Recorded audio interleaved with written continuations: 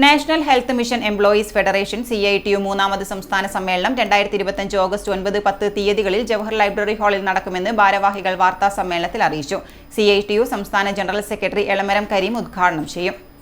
സമ്മേളനം ഇവിടെ കണ്ണൂരിൽ നാളെയും മറ്റന്നാളുമായിട്ട് ജവഹർ ലൈബ്രറി ഹാളിൽ നടക്കുകയാണ്.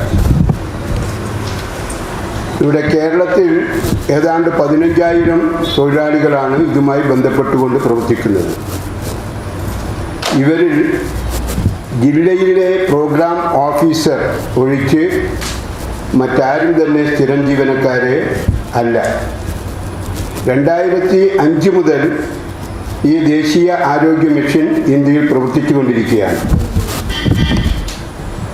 തുടക്കത്തിൽ കേന്ദ്രം 90% ഇതിൻ്റെ ചെലവ്, 10% സംസ്ഥാനവും നിർവഹിക്കുക എന്നുള്ളതായിരുന്നു ഈ പദ്ധതി വിഭാവനം ചെയ്തിരുന്നത്.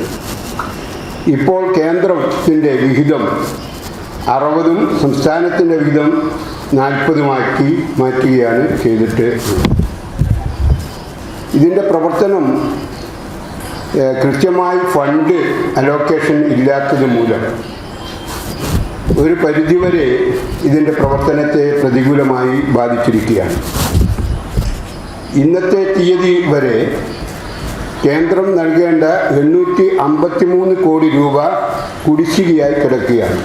എന്നാൽ ജനങ്ങളുടെ ആരോഗ്യ പ്രവർത്തനത്തിൽ ഭംഗം വരാതിരിക്കുന്നതിന് വേണ്ടി സംസ്ഥാന ഗവൺമെൻറ് അഡ്വാൻസായി തുക നൽകിക്കൊണ്ട് ഇതിൻ്റെ പ്രവർത്തനം അത് നിലക്കാത്ത രൂപത്തിൽ കൊണ്ടുപോയിക്കൊണ്ടിരിക്കുകയാണ്.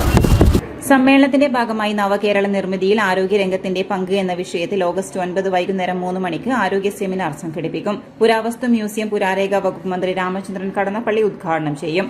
KMSR സംസ്ഥാന പ്രസിഡന്റ് PK സന്തോഷ് മുഖ്യപ്രഭാഷണം നടത്തും. തുല്യജോലിക്ക് തുല്യവേതനം, ESI, PF ആനുകൂല്യങ്ങൾ മുഴുവൻ ജീവനക്കാർക്കും ലഭ്യമാക്കുക, സമഗ്രമായ HR നയം നടപ്പിലാക്കുക തുടങ്ങിയ മുദ്രാവാക്യങ്ങളാണ് സംഘടന മുന്നോട്ട് വയ്ക്കുന്നത്. CITU കണ്ണൂർ ജില്ലാ സെക്രട്ടറി K അശോകൻ, സ്വാഗത സംഘം general convener R Nithin, NHMEF സംസ്ഥാന കമ്മിറ്റി അംഗം AK Sanoj, NHMEU secretary KR Rahul എന്നിവർ വാർത്താ സമ്മേളനത്തിൽ പങ്കെടുത്തു.